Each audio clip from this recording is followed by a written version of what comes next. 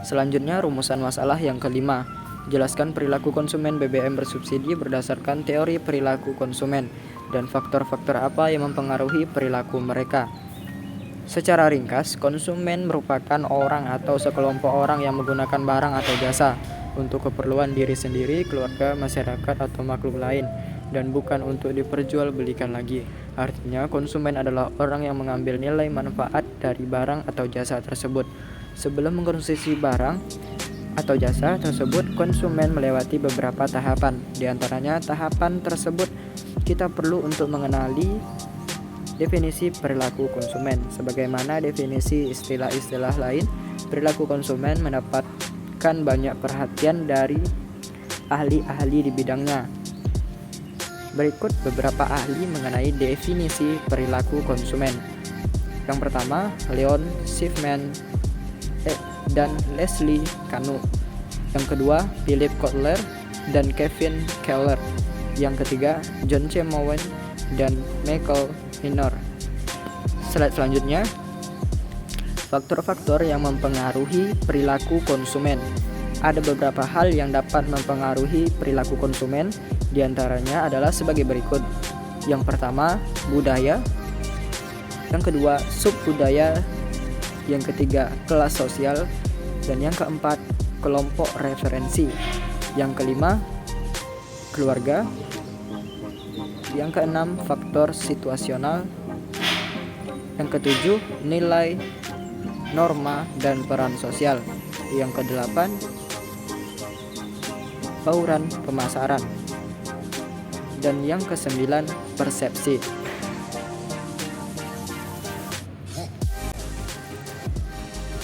Kesimpulan dari PPT yang saya buat yaitu pertumbuhan pendidikan mempengaruhi pertumbuhan ekonomi dan sebaliknya. Pertumbuhan ekonomi mempengaruhi pertumbuhan pendidikan.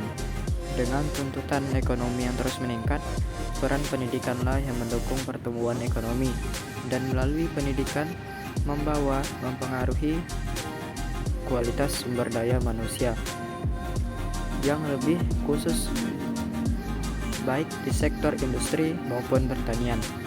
Pertumbuhan ekonomi Indonesia ke depan akan semakin maju. Sistem ekonomi Indonesia adalah seluruh lembaga-lembaga ekonomi yang akan bangsa Indonesia dalam mengelola sumber daya yang ada.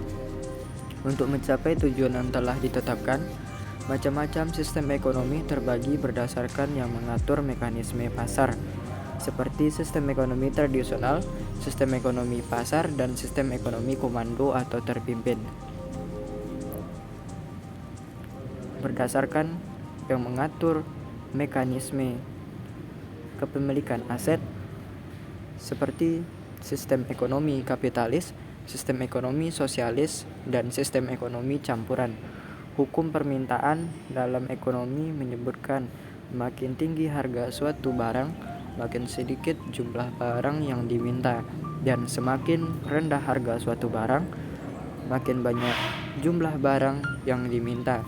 Sepertinya dalil hukum permintaan itu tidak berlaku pada saat bulan Ramadan dan menjelang Hari Raya Idul Fitri.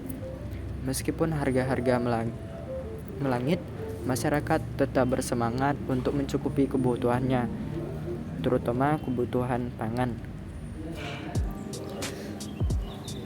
Konsep elastisitas ini untuk mengetahui permintaan jika terjadinya perubahan harga atau jumlah barang yang tersedia atau keseimbangan harga pasar maupun kurva supply, diperlukan elastisitas permintaan dan penawaran.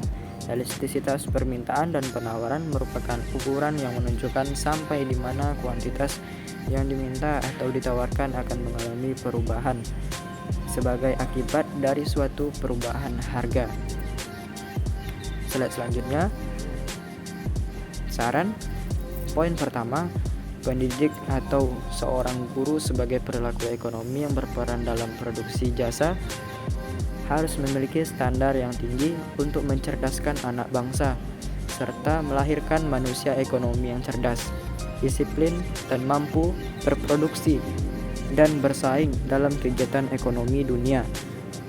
Yang kedua, Berdasarkan kesimpulan yang telah dijelaskan sebelumnya, sebaiknya para penjual tidak memainkan harga dan sengaja membuat suatu barang terlihat langka, sehingga membuat masyarakat merasa terbebani dengan kenaikan harga mendadak seperti contohnya daging sapi, cabai, dan kebutuhan lainnya. Pemerintah juga sebaiknya lebih memperhatikan adanya kecurangan dalam pendistribusian barang-barang sehingga tidak terjadi penimbunan barang yang dapat mengakibatkan kenaikan harga.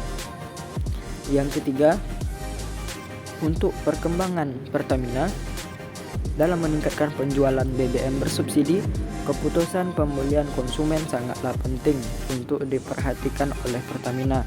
Oleh karena itu, Pertamina harus lebih spesifik dalam memperhatikan konsumen, melakukan keputusan pembelian terlebih dalam sisi perilaku konsumen yang tidak mudah untuk kita pahami karena setiap individu memiliki perilaku konsumen yang berbeda dalam melakukan keputusan pembelian.